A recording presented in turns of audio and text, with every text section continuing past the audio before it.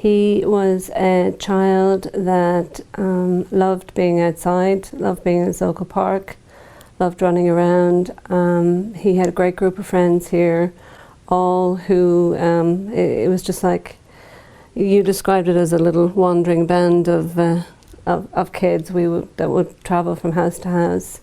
He was always a very deep child, very kind, very popular, very much the kid who stood up against the bullies in the park, who stood up for his friends. Rory Staunton was a healthy 12-year-old boy with some unique passions and advanced views of the world.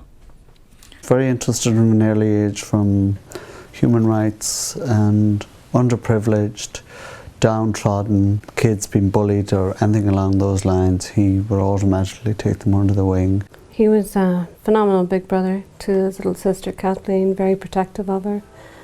He was unique, he was incredibly kind and incredibly thoughtful, and really, as one of his teachers described him, his humanity teachers, he was the most profound 12-year-old that he had ever met. The Staunton family's life changed in an instant. It all started when Rory was playing basketball in gym class one day. He skidded and got a seemingly innocent cut on his elbow. The gym teacher applied a Band-Aid, and later on that night I heard him throwing up in our bathroom, and I went in and he just kept screaming, "It's my leg, Mom, it's my leg, it's my leg." And then the following morning got up and he was running a temperature of 104, which he had never ever had before, which alarmed us immediately. The Stauntons did what any parent would. They immediately started calling their pediatrician. Several phone calls later, the Stauntons insisted on getting an appointment that evening. In our conversation with us, she told us that there was a stomach virus going around New York, and she said that she had seen her patients come in looking just like him. Rory's pediatrician examined him and took all of his vitals. Despite suspicious blue marks on his body, a racing pulse, low blood pressure, upper abdominal pain, and other warning signs, she insisted that Rory simply needed fluids. The Stauntons took Rory to a hospital in Lower Manhattan to get rehydrated. They took him in and they gave him some IV fluids, took his blood and took some more checks and released him after a couple of hours.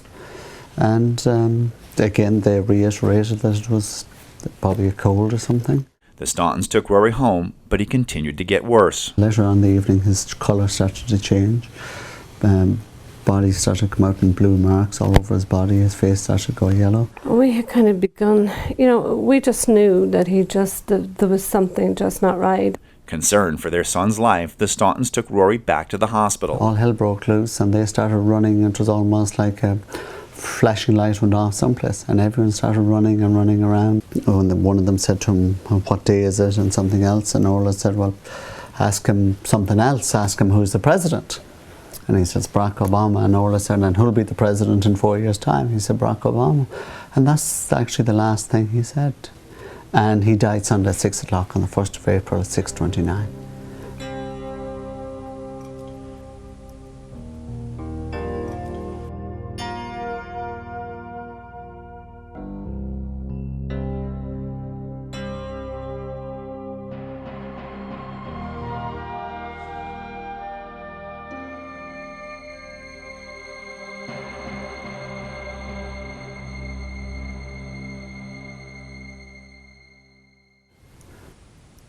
It's unnatural to bury a child.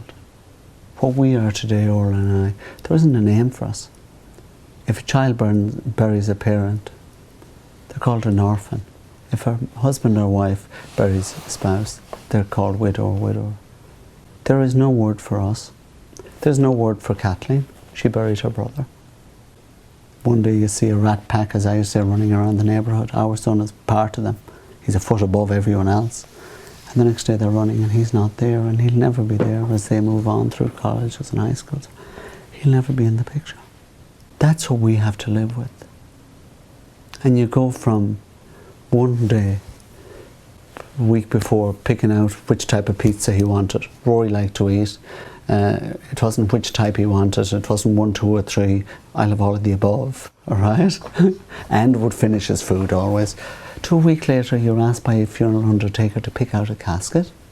The Stauntons soon discovered that a series of medical errors and oversights played into Rory's death. On their first trip to the hospital, Rory's blood results indicated a high count of white blood cells, but the lab never communicated this information to the doctors. And despite the fact that his vitals had deteriorated, Rory was still released.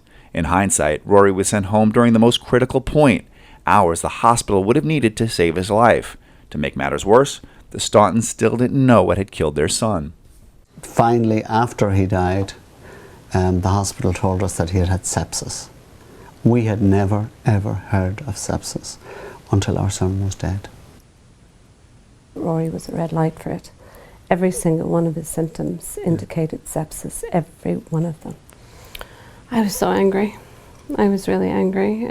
I was devastated that we were one of the victims, but I was very angry. I was very angry with the world, but I was very angry that doctors and those in the medical profession hadn't made more of a statement on how important it was to identify sepsis. Remember, he was left here on his own fighting sepsis without the aid of any antibiotics. Had he got any little bit of help, but young Rory was let fight it on his own.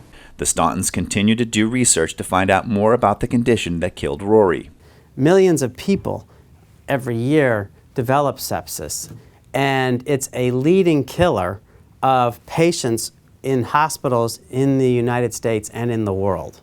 But in patients with sepsis, the immune response begins to go out of control. And the immune response, rather than attacking the bacteria or the infection or the organisms, the microbes, the immune response begins to attack the patient's own organs. Worldwide, sepsis is the largest killer of children. Kieran and Orla Staunton made their mission to put sepsis awareness on the map.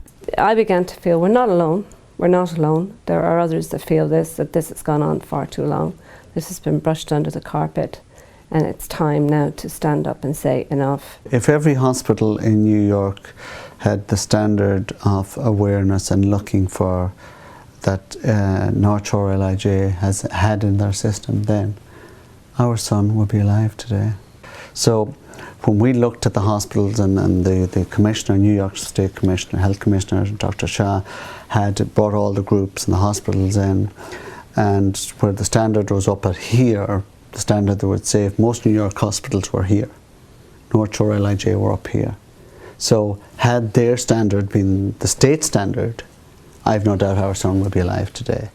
Out of the Stauntons' efforts came Rory's regulations and a sepsis checklist. The New York State Health Department estimates that between 6,000 and 8,000 people will be saved because of this checklist. By recognizing sepsis early, one can intervene with oxygen, antibiotics, and fluids to improve survival rates. The Stauntons are honoring their son's memory with their activism work and completing his mission of changing the world. They've gone before Congress to try and make the sepsis checklist a national occurrence and are aiming for it to go global as well. The Stauntons have even shared their story with Vice President Biden and President Barack Obama. They traveled the country and the world spreading the word about sepsis through the foundation they created in their son's name. The Rory Staunton Foundation goal is to educate. What has happened in all New York hospitals in the last year, every nurse and everyone has had to take some extra training and learning about sepsis. Education is no load, and especially when it comes to saving lives. And that's what we want to see going from sea to sea and whatever it may be. We're just doing what I think is a natural thing to do. Try and prevent children from dying, prevent parents from being tortured. A lot of lives have been saved by people just being aware of the word sepsis. Kieran and Orla only wish they could share their activism with their son.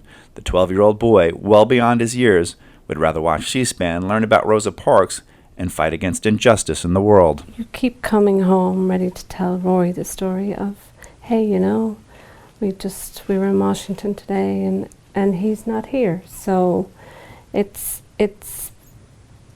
very difficult. It's very difficult. This is one of the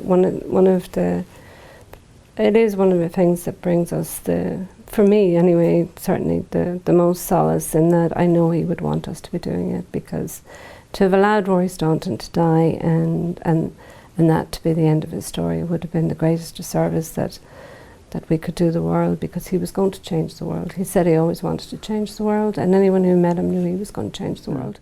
Well, young Rory Staunton did just that.